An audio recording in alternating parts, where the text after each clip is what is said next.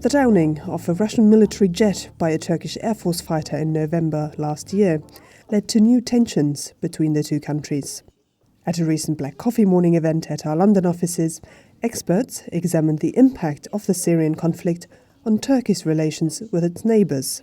Some believe that the recent EU-Turkey migration deal will only be workable for a short time. The Turkish-EU summit produced a number of results, some of which are too ambitious. For example, visa-free travel for Turks as early as October 2016. That will not happen. It's conditional upon 72 conditions, benchmarks being met, and I don't see that happening. But yes, Turkey will try to improve several aspects of its refugee policy, leading to more and more refugees staying in Turkey. I don't think it's going to be able to stop the flow entirely. For that, we really also need to address the source countries, Syria, Afghanistan, and other countries in economic migration from Pakistan, Bangladesh, etc., and Africa, of course. But in terms of the deal specifically between Turkey and the European Union, yes, I think Turkey will ultimately try to discourage the flow, particularly in the short run. Europeans are going to see the effects of this. This is not just police action, although there will be clearly some of that.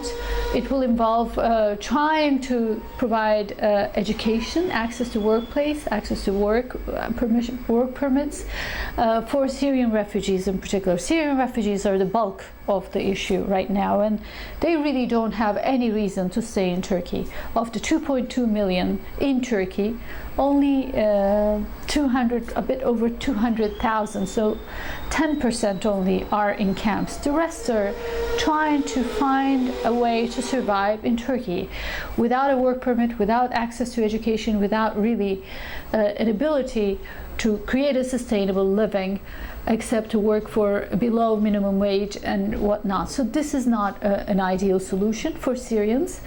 And of course, there's other elements of the deal that will be more difficult. Repatriation agreements. Turkey signing repatriation agreements with the original countries of origin, not just with the EU, but also with countries of origin. Turkey promised to help stem the flow of migrants in return for renewed talks about Turkey's EU membership application. But some believe that ultimately an accession is unlikely. I don't think Turkey's EU accession process is an ordinary process. We're not using the same criteria that other countries have used for EU accession. Turkey is clearly given this opportunity to quote-unquote re-energize the accession process because of the refugee issue. In many ways, to put it in common words, it's not for real. In other words, it's a carrot dangling for Turkey, but not with the real intention of Turkish membership to the European Union.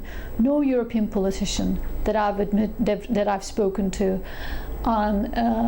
in an off-the-record session says that they think Turkey will be a member of the EU. So I think there is a certain level of mutually acceptable deception in the entire thing. Having said that, Turkey's EU process was always beneficial to Turkey for the sake of the process itself, not the end game, which I think is unattainable at this point, but the process itself had a disciplining effect on Turkey's democracy and economy. Therefore, opening chapters, Chapter 17 just opened, reopening some chapters, being able to close chapters, engaging more with European institutions or the accession process is always good. Welcome news for Turkey and Europeans. Europe had lost a good deal of leverage over Turkey when the process was effectively in a freezer. I think that Europe will be able to have some more leverage, and in turn, Turkey will be able to leverage this new relationship, its special status vis-a-vis Europe, for domestic and overseas audiences.